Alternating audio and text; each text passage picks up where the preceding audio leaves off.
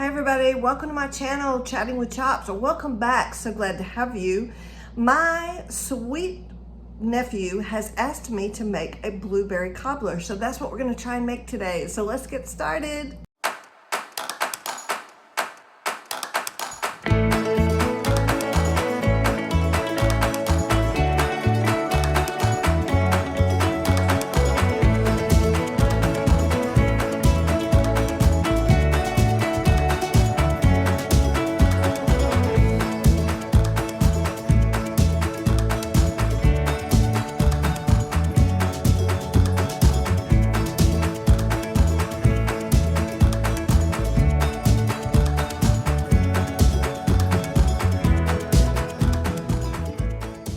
Okay, I thought I'd show you this really quickly.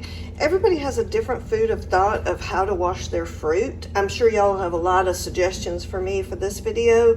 For the moment, all I've really done though is I've taken all of my blueberries for this recipe and I've been soaking them in cold water and just kind of swishing them around and changing the water a couple of times to try and just make sure that they're good and clean. Oh my gosh, look at all these beautiful ingredients.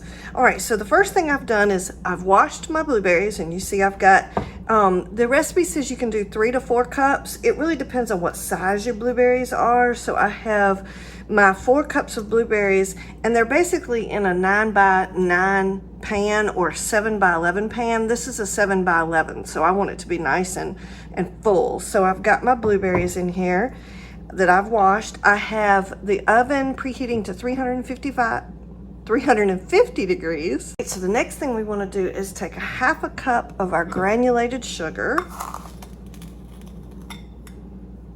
I'll sprinkle over the top.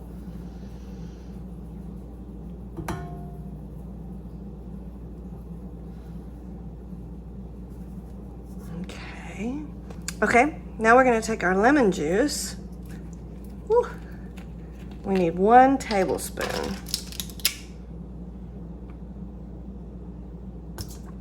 Oh, well, there you go. There's the messy cook. All right, we're going to sprinkle that over the top. Clean that mess up later.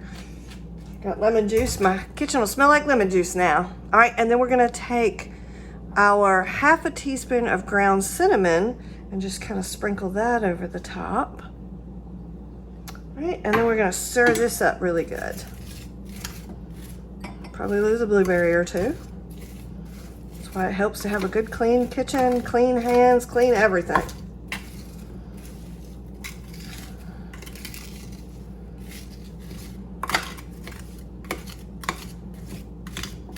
Ooh. Okay.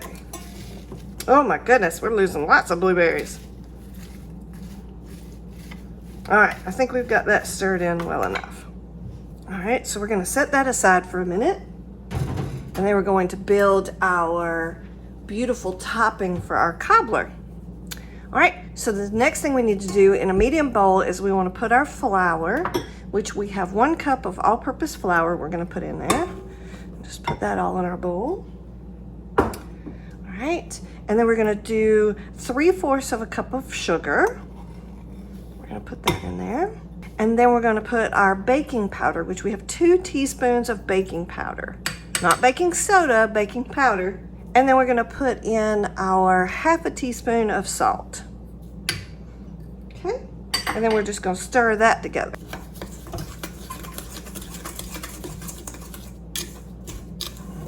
Okay. Got that nice and stirred together. All right. Then what we want to do is put in our melted butter, which we have 6 tablespoons of melted butter here. And you can make this recipe vegan. You would just use your vegan butter. And then we're going to put in our milk, which is 3/4 of a cup of milk. Again, you would use vegan milk to make this recipe vegan. Okay.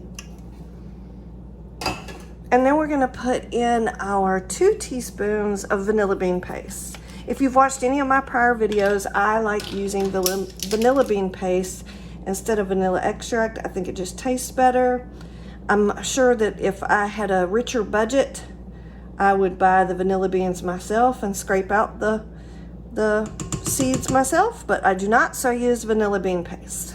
So we're going to let this Mix until it just comes to a batter. We want a nice smooth batter.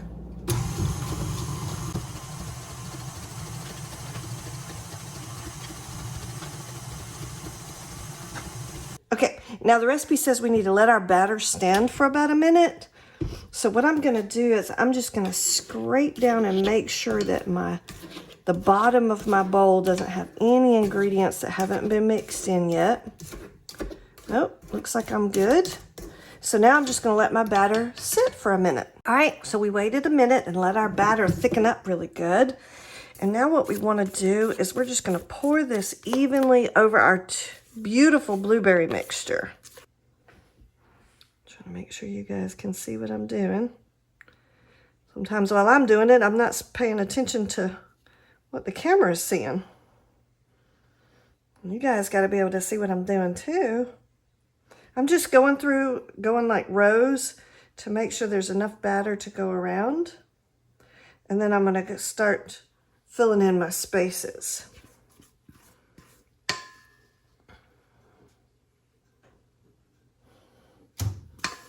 Okay, let's get the rest of the batter out. All right, so now you can see I'm trying to cover up and get all the edges. We want to have some nice cobbler batter over everybody. Just kind of move it around if you need to. Make sure everything's kind of flattened out. Again, we were preheating our oven to 350 degrees. Okay, that looks gorgeous. All right. And then the next thing we're going to do is we're going to bake this for about an hour until we see that the nice cobbler batter that's on the top is a nice beautiful golden brown and has set. And I'll bring you back and show you what it looks like. Okay, we're all set to put it in our 350 degree oven and let it cook for about an hour. There we go.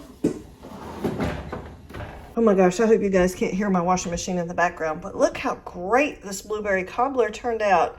I am so excited to cut into this.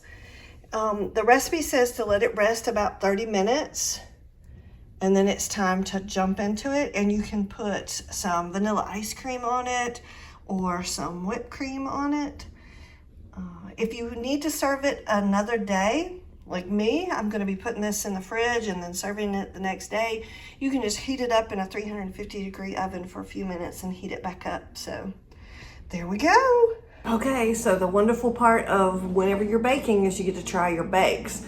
And we are going to try some of our beautiful blueberry cobbler. Did that turn out gorgeous? I went a little heavy-handed with the blueberries, but why not? I mean, it's a blueberry cobbler. All right, so let's see.